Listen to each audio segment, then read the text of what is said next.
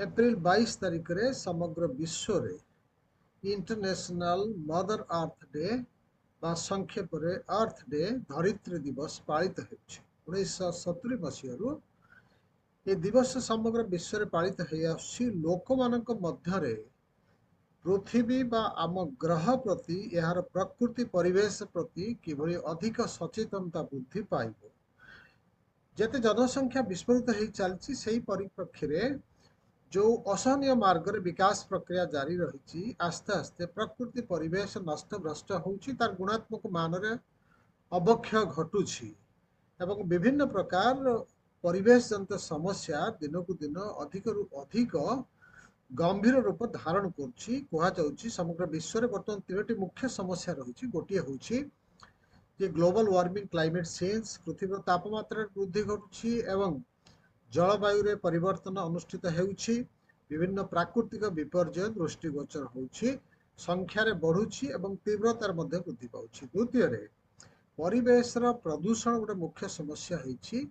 विभिन्न भाव रे परिवेश प्रदूषित होउछि आउ सहरांचल मानक विशेष भाव रे बहु परिमाण वर्ज्य पदार्थ निर्गत होउछि, जहाकू वैज्ञानिक पद्धति रे निष्कासन करने संभवपर हो नाही।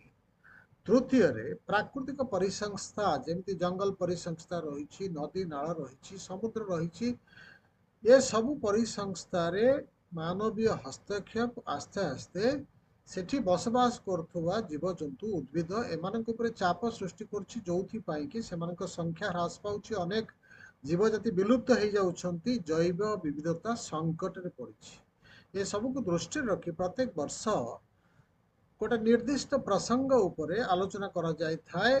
धरित्री दिवस अवसर में चलित वर्षर प्रसंग रही आवर पावर आवर प्लानेट, आम धरित्री को आम ग्रह को किभली भाव में आम सुरक्षित रखी परिबा आउ समस्या मूल रे जो मुख्य कारण टी रही जहाँ को आमे पावर कहूँ शक्ति कहूँ, जो भली भाव में प्रत्येक दिन पृथ्वी रे शक्तिर आवश्यकता बढ़ी बढ़ी चली, जो विकास प्रक्रिया घटुची से अधिक रु अधिक परिमाण शक्तिर विनियोग होउछि एवं शक्तिर मूल उत्स होउछि जे कोयला, पेट्रोलियम एवं प्राकृतिक बाष्प भली जीवाश्म ईंधन बा फसिल फ्यूल्स, जो थ्रु आमे शक्तिर पाखापाखि 75% भाग आमे उपलब्ध करुछे।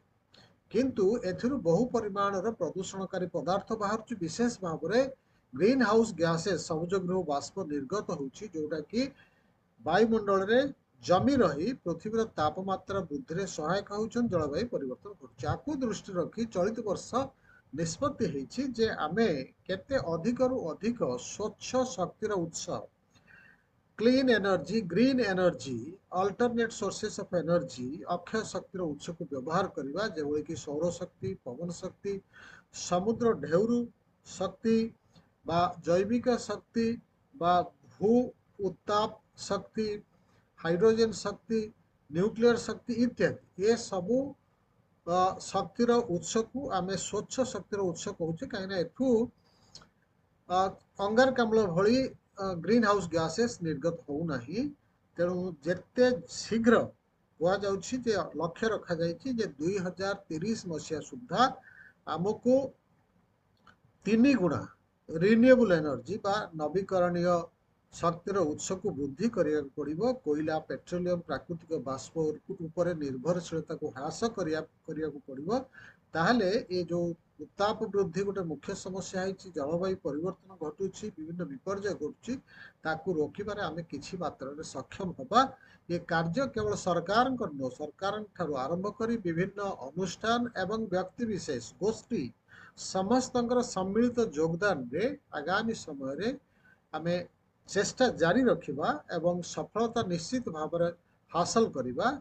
जे पृथ्वी रे जेते सबु परिवेश जनित समस्या वर्तमान दृष्टिगोचर होउछि, ताको आस्ते आस्ते समाधान रो बाट बाहर करिबा एवं गोटे गुणात्मक मान बहन करुवा खूब सुंदर गुणर अधिकारी हेतिबा परिवेश रे जीवन यापन करिबा, सुस्थ जीवन यापन करिबा, समस्ते बहुत भले रहिबा, परवर्ती पीढ़ी को गोटे सुंदर पृथ्वी हस्तांतर करिबा आम समस्तंकर होउछि नैतिक दायित्व।